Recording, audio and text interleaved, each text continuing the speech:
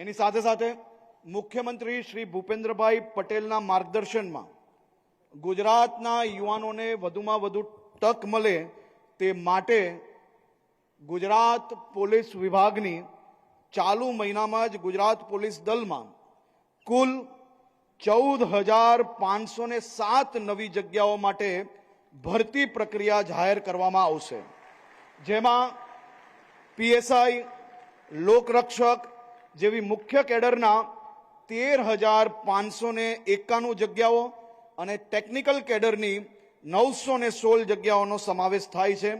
આ ઉપરાંત મેં કહ્યું એ પ્રકારે 12,500 યુવાનો જેને પરીક્ષા આપી છે, પાસ થયા છે, એવા સૌ લોકોને બી ટૂંક સમયની અંદર એમને એનાયત પત્ર આપવામાં આવશે।